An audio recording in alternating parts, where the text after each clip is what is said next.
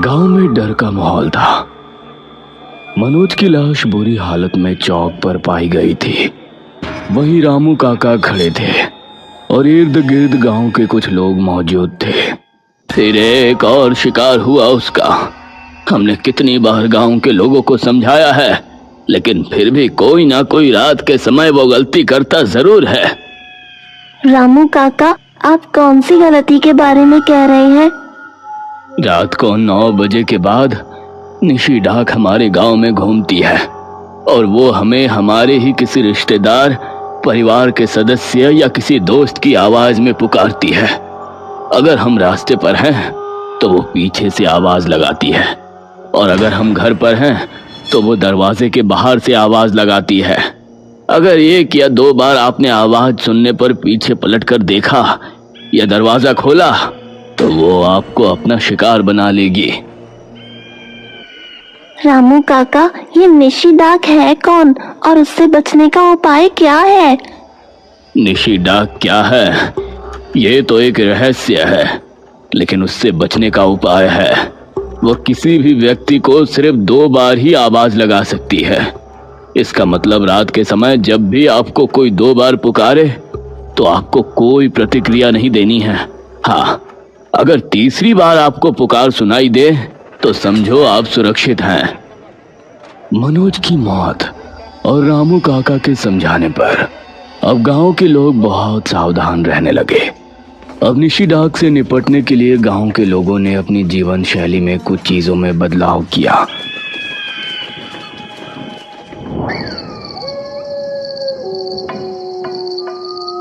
रात 9 बजे से पहले रोजाना 1 घंटा बजा दिया जाता। 9 बजने में 15 मिनट बाकी है, सभी लोग अपने अपने घरों को पहुंच जाएं।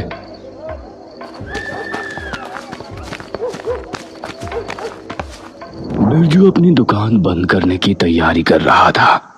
तभी नरेश उसके पास आया। अरे बिरजू, एक बढ़िया सी चाय बना दो भाई।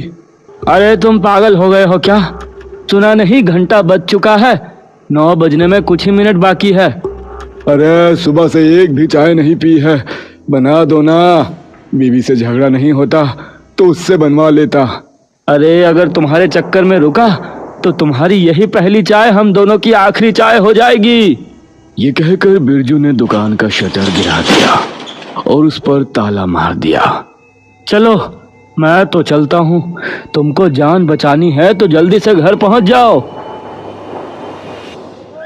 जहां सभी लोग अपने घरों के खिड़की दरवाजे बंद कर रहे थे, वहीं एक घर ऐसा था जहां कुछ और ही मंजर चल रहा था।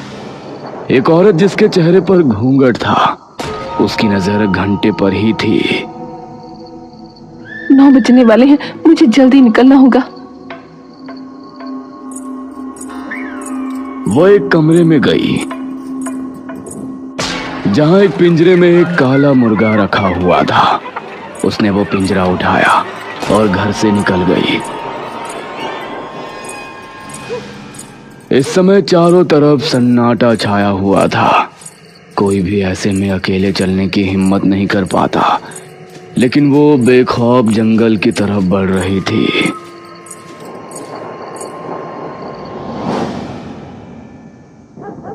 चलो मैं भी घर को चलता हूँ। अब यहाँ रहूंगा तो निशी डाक मुझे मार डालेगी। अब तो घर जाकर बीवी को ही मनाना पड़ेगा। इस तरफ उसकी बीवी भी परेशान हो रही थी। आज तो मैंने कुछ ज्यादा ही झगड़ा कर लिया, काश उनको रोक लेती तो इस तरह परेशान नहीं होना पड़ता।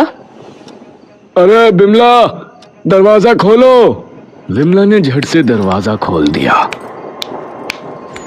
और जैसे ही उसने सामने देखा तो उसकी आंखें खौफ से फट पड़ी।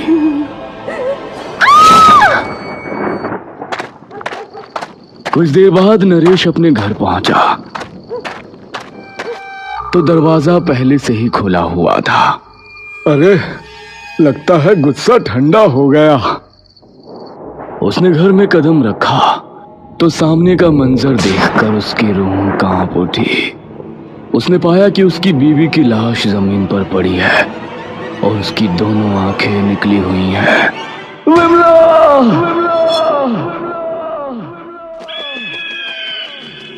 गांव के लोग अब जितनी हो सके उतनी सावधानी बरत रहे थे, लेकिन सभी बहुत डर में जी रहे थे। एक दिन टांगे में सवार एक परिवार इनके गांव पहुंचा।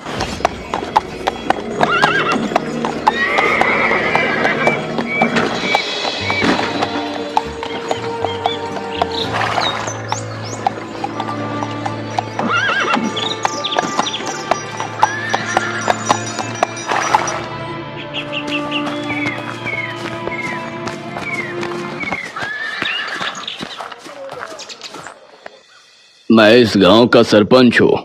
बताइए, आप लोग कौन हैं और किसके यहाँ पधारे हैं?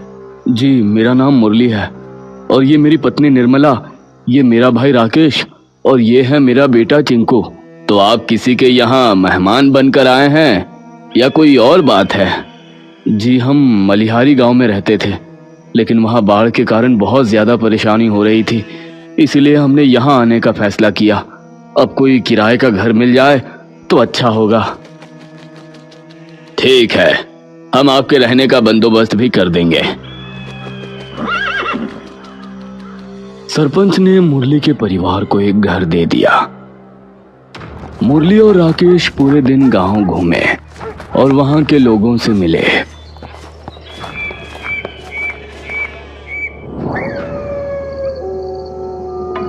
और रात को ये दोनों चौक पर कुछ आदमियों के साथ बैठे थे। तभी अरे भागो, 9 बज गए। अरे क्या हुआ? 9 बज गए तो? अरे तुमको पता नहीं क्या, 9 बजे हमारे गांव में निशी डाक मंडराती है। उस आदमी ने निशी डाक के बारे में मुरली और राकेश को सब बताया।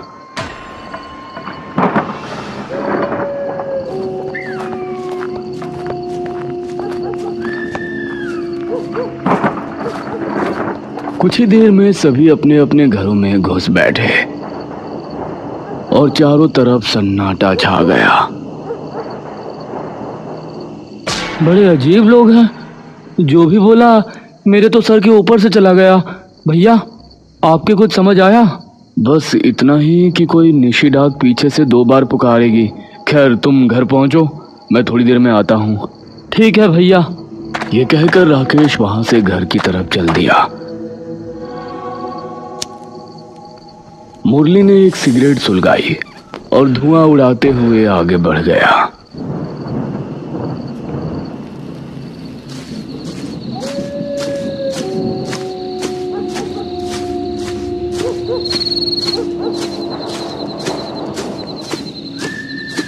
कितना शांत खूबसूरत गांव है, बेकार में अफवाह फैला रहे थे। तभी उसको एक आवाज सुनाई दी। अरे भैया, आप भी घर चलिए, भाभी ने आपको बुलाया है। अरे राकेश, तुम घर पहुंचो, मैंने कहा ना मैं बाद में आऊंगा। भैया, मैंने भाभी से कहा कि भैया अभी नहीं आने वाले, लेकिन वो फिर भी आपको बुला रही हैं। अरे राकेश, तुम घर जाओ, मैं नहीं आ रहा। तभी मुरली का मोबाइल बजा। उसने देखा तो ये कॉल निर्मला की थी। हेलो। हाँ जी, आप दोनों कहाँ हो? नहीं राकेश भैया है, नहीं आप आ रहे हो? अरे लेकिन राकेश तो अभी मेरे पास आया था और वो कह रहा था तुमने उसे मुझे बुलाने के लिए भेजा है। ये आप क्या कह रहे हैं? राकेश भैया तो मेरे पास पहुंचे ही नहीं। तभी मुरली का माथा ठनका और उसने पलटकर देखा तो दूर दूर तक उसके अलावा कोई नहीं था। कहीं गांव के लोगों की बात सच तो नहीं? ठीक है, मैं अभी घर आ रहा हूं। तभी उसे छन छन की आवाज सुनाई देने लगी। उसने उस तरफ देखा तो उसे वही घूंघट वाली औरत नजर आई। आज भी उसके हाथ में एक पिंजरा था जिसके अंदर काला मुर्गा बंद था। ये औरत इतनी रात में कहाँ जा रही है? कहीं यही तो निशी डाक नहीं है? मुरली उसके पीछे हो लिया। वो काफी दूर से उसका पीछा कर रहा था।